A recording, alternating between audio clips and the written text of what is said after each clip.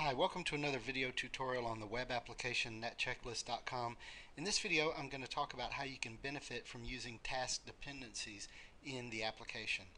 So if you're watching these videos in order, you know that in the last video we made a couple of copies of one of our checklists. Let's go look at the checklist copied page, and here we see a copy of a checklist that we made in the last video. And this one consists of 9 tasks, none of which have been completed yet. And if we click here to view these items, we're taken to the home page, the actual task list, and it's being filtered to show only the tasks that came from that copy of that checklist. And here we see that all 9 of the tasks are currently showing up. And keep in mind from the last video that some of these tasks are assigned to different members of the organization. This one's assigned, we're logged in as Bob again. Go back to the top. We're logged in as Bob still up here on the right. But this one's assigned to Andy, and we're seeing items assigned to different members of the organization. And the only reason those are showing up on this task list is because under our task sort and filter options, we are filtering to see tasks for all users who are members of the organization. And remember again that the only reason we can do that is that Bob has a high enough level of user rights in this organization to be able to do that. So we're seeing all the 9 tasks, but there's actually a big problem with that. And the problem with it is that many of these tasks actually cannot be completed yet until other tasks have been completed first. If we go down here, this one assigned to Wally to add the property to the company website, that can't be done until Andy has emailed the photos to him, and Andy can't do that until he's downloaded the pictures to his computer and edited them. He can't do that until he's gone and taken the pictures of the property. And if we come down to the bottom, Sally can't make the file for the new listing until Andy has turned the paperwork into her. And down here at the bottom, Bob is supposed to review the file and the web page for accuracy and completeness, and he can't do that until Sally has made the file and Andy has made the Wally has made the web page. So the reason this is a problem is that all of these users have these tasks showing up on their task list that they can't do yet because they're waiting for something else to be done first, either by them or by another member of the organization. Now, that wouldn't be so bad if someone only had 1 or 2 of these items on their task list, but what if they had 20 or 50 or 100 of them? That person's task list wouldn't even be usable because they'd have to spend so much time reading and scrolling up and down through their list just trying to find something that they can actually go ahead and do. And if the tasks that they're waiting on need to be done by another member of the organization, then they'd have to keep checking with that person. Hey, have you done this yet? Well, will you call me when you have? Did you forget to call me?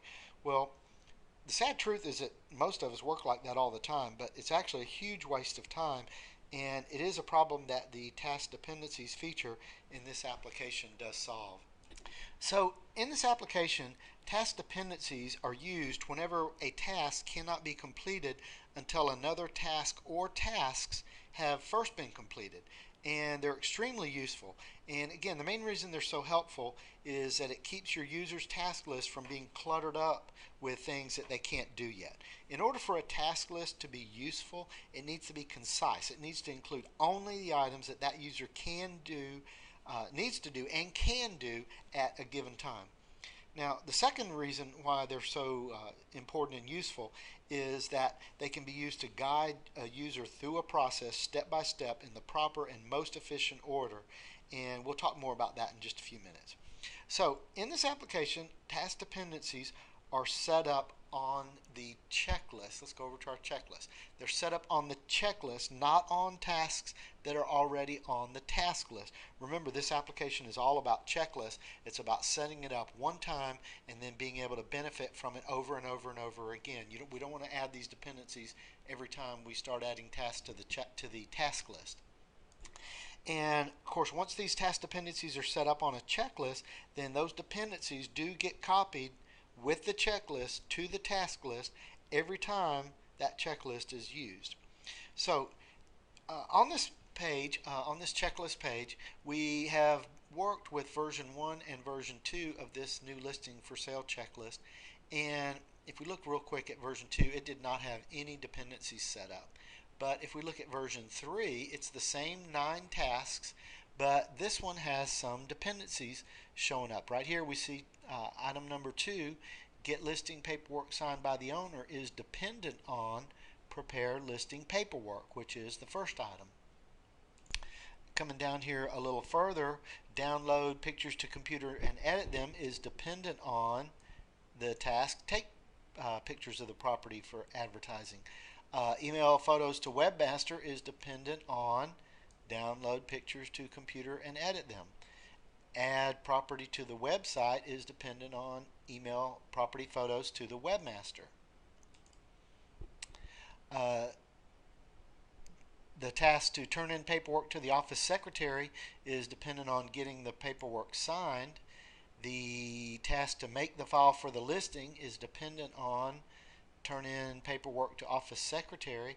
And lastly here, Bob's task to review the file and web page for accuracy and completeness, it is dependent on make file for the new listing, but it is not dependent on adding the property to the website, and it really needs to be, because if he's going to check the web page, it has to be there.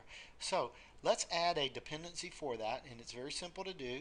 On the task that we want to make dependent, we click this link, make this item dependent on another, and when we do, we are brought to this add new checklist dependency. The checklist name is new listing for sale version 3, and the item we're making dependent is review file and web page for accuracy and completeness. And what we're going to do is select the task that we want to make it dependent on, and if we click the down, we see here add properties to the company website is one of our choices.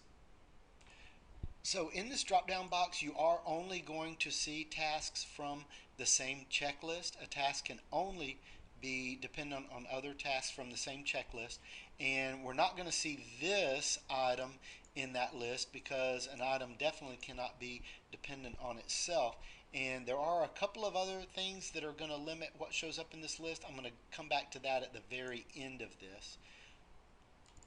So let's select this item and click to add the dependency, and it says that up here the dependency was added successfully. And if we scroll down here, we see that Bob's task at the bottom is now dependent on 2 items, make file for the listing and add the property to the company website. So a task can be dependent on more than one other task, and a task that's dependent on more than one other task won't be activated until all of the tasks it's dependent on have been marked complete. So now that we have that set up, let's make a copy of this checklist, and come back to the home page, and let's select our copy checklist to task list accordion menu, and this time we're going to select version 3, and we will select a different project, and we'll do this one to Angie and copy checklist.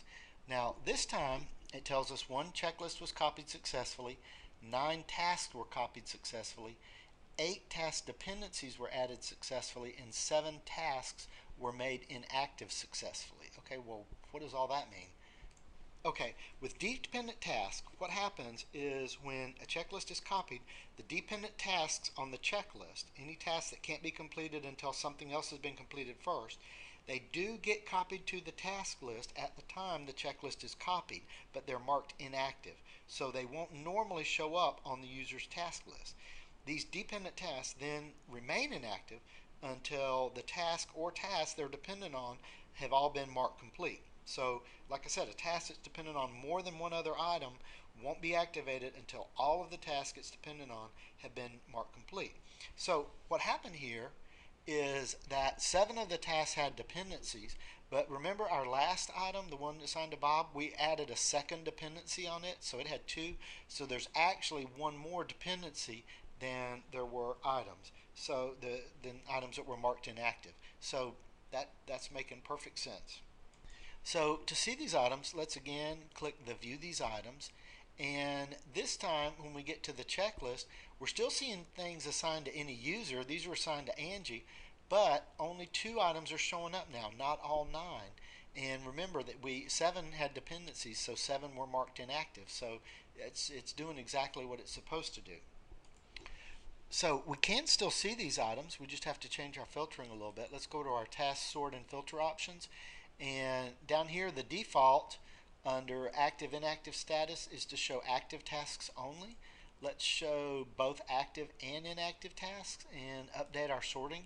And now all 9 tasks are showing up, and we see here currently inactive, inactive, inactive, inactive. So this is doing exactly what we said. They're there, they're just inactive. So now that we know they're there, let's turn that filtering back off. Let's set it back to the default active tasks only and update. And let's see what happens as we mark some of these items complete. I'm only going to mark these complete one at a time, even though you probably know you could go through and mark multiple items complete all at one time, and when you process updates it'll do all of them. But let's just do one at a time so we can see what's happening. We process updates.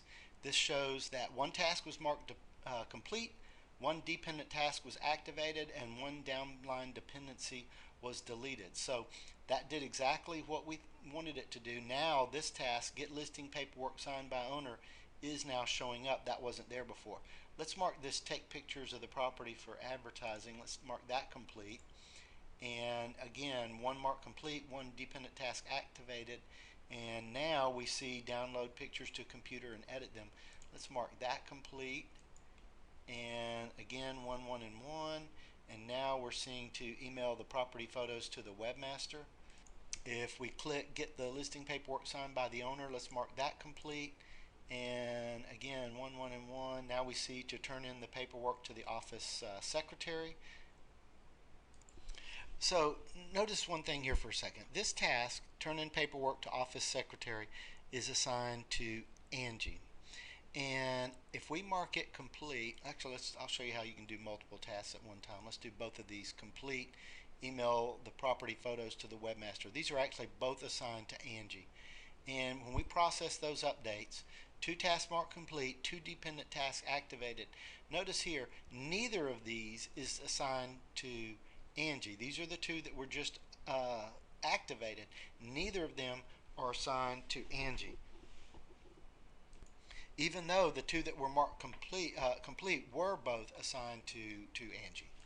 The point I'm making here is that the dependent tasks and the tasks they're dependent on, they can be both assigned to the same person, but they don't have to be. It makes absolutely no difference. The system doesn't care who they're assigned to. So this task to make the file for the new listing assigned to Sally, it was activated because its predecessor to turn in the paperwork to her was activated, was marked complete. And it's assigned to Sally because that's who it was assigned to on the checklist. The point I'm making is it makes no difference who the tasks are assigned to. Now, if you remember, the only task that's not activated now is the one assigned to Bob, and his is actually dependent on these 2 tasks. Okay, so if we mark both of these complete, his is going to be activated. But let's not do that. Let's just pick one of these, adding the property to the company website, process the updates. And here we see that one task was marked complete, one dependency was deleted, but no tasks were activated. And that's because his task was dependent on 2 tasks. So even though a dependency got deleted, nothing got activated. It's only then when we mark this one complete as well, now one dependent task was activated, and now Bob's task does show up. So while using the dependent task feature is helpful when both the dependent tasks and the tasks they're dependent on are assigned to the same user, the same member of the organization, but it's probably even more beneficial when they're assigned to different users. And the reason I say this is because when both tasks are assigned to the same user, then that user will usually know once they've completed a task they can move on to the next. But when the 2 tasks are assigned to different users, the user assigned to the dependent task has to be notified in some way that that other person has completed their task. So, sure, this can be accomplished by a phone call or an email letting them know this, but this eliminates the necessity of all that. once you have your task dependencies set up on your checklist, they actually become a form of communication between the different members of your organization, and actually a really efficient form of communication. And I say it's efficient because it's automatic. No one has to remember to make that phone call or send an email to let someone else know that they can now do their task. And the person on the receiving end doesn't have to be there to answer the phone when the person calls, or they don't have to read the email. It just shows up on their task list. And your team members actually don't even really have to understand how the task dependencies are set up, or even that the task dependencies exist. All they have to understand is that when a task shows up on their task list, it's time for them to do it. So that actually brings up another point having to do with processes. A minute ago, I said that when both tasks are assigned to the same user, that person will usually know that once they've completed that task, they can move on to the next. But I chose the word usually because that may not always be the case. Sure, they'll know when one task has been completed, but if that person is not familiar with the overall process or procedure that's documented by the checklist, they may not know what it is that they need to do next. Or even if they do know all the steps in a process, they may not understand the correct order in which those steps need to be completed. So, sure, this could be because that person is new to the job and they're still learning, how things need to be done. But if the overall process is long and complicated, or especially if it's not something that the person does on a regular basis, then even experienced team members can benefit from an application that takes them step by step through each task that they need to complete in the correct and most efficient order. And that's another reason why using the dependent task feature in this application is so helpful. So before we finish up, I want to quickly show you just a couple of other things about setting up task dependencies. And in order to do this, I'm going to quickly switch over to another organization that Bob is a member of. I use this home button to take us out of that organization, and I'm going to go into this one that's just called Test Org. And if I look at the checklist for this, it just has two checklists, Test Checklist 1 and Test Checklist 2. And I'm going to look at Test Checklist 1 and notice that it does not have any dependencies showing up. And it just has 4 items, creatively named Item 1, Item 2, Item 3, and Item 4. Now, if I click to, I'm going to select Item 1 and make it dependent on another.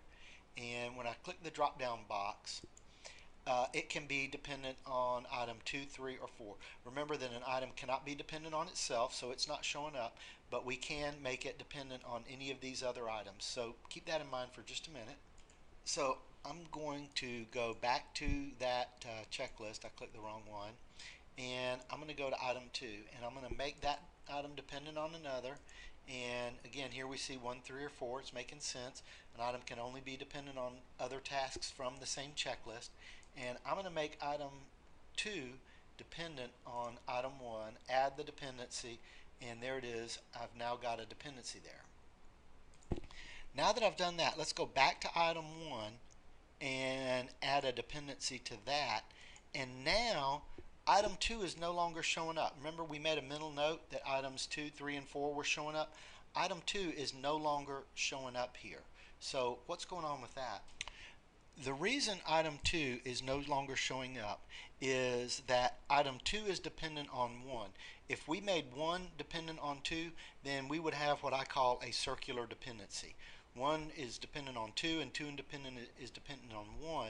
So those items would both be marked inactive, and they would never be activated. No one would ever see them show up on their task list unless someone went in and filtered to see the inactive items. But basically, it would be a circular dependency. It would not make sense. So the system is not going to allow you to create that. So that's why now item 2 no longer shows up as a choice to make item 1 dependent on. If we take that a step further and look at item 3, let's make item 3 dependent. It can be dependent on any of these. Let's make it dependent on item 2. And so now we have 2 dependent on 1, 3 dependent on 2. Let's go back to 1 again and make it dependent. Now our only choice is item 4. Okay, 3 went away. Let's go back to this again. even though item 3 is not directly dependent on item 1, it is indirectly, because 2 is dependent on 1 and 3 is dependent on 2. If we made 1 dependent on 3, that would still be a circular dependency, even though it's not direct, it's indirect. So the system does check for that, and you're not allowed to do that. So if you see some items not showing up in your list, that's one reason why. There actually is another reason why, and I'm going to cover that by switching over to checklist 2. Let's switch over and look at checklist 2, and here we see kind of what we just had. 2 is dependent on 1, 3 is dependent on 2, and 4 is dependent on 3. Actually, to illustrate that, let me delete this dependency. I'm going to get rid of it. So 4 right now is not dependent on anything. If I go to make this dependent on something else, right now 4, we can select 1, 2, or 3. We can select any of those. Let's add the one back to 3 and add the dependency. Now if we come to 4 and make it dependent, nothing is showing up. We can't make it dependent on anything else. Let's talk about why that is the case. Okay, a second ago I talked about a circular dependency. This is what I would call a dual or multiple dependency.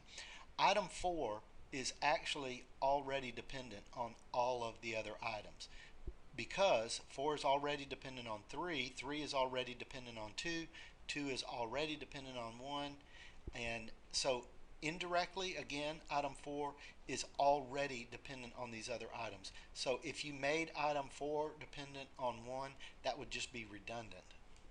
So if the system does not allow you to create redundant dependencies. Now, if it did, and actually for a long time when I first created the application, it did allow it, and it will still work. It's not going to break. It's not going to break the internet or anything like that. It does still work. It's just an unnecessary use of resources. It takes up extra storage space, extra processing time, and it serves no purpose. And so actually the system, so like I said, the system will not allow you to create multiple dependencies on the same items. So I know that last part is a little bit confusing. Go back and watch it again if you need to, but that's how dependent tasks work. And the next important feature in this application having to do with checklists is the delay days field. So we're going to cover that in the next video. Thanks for watching.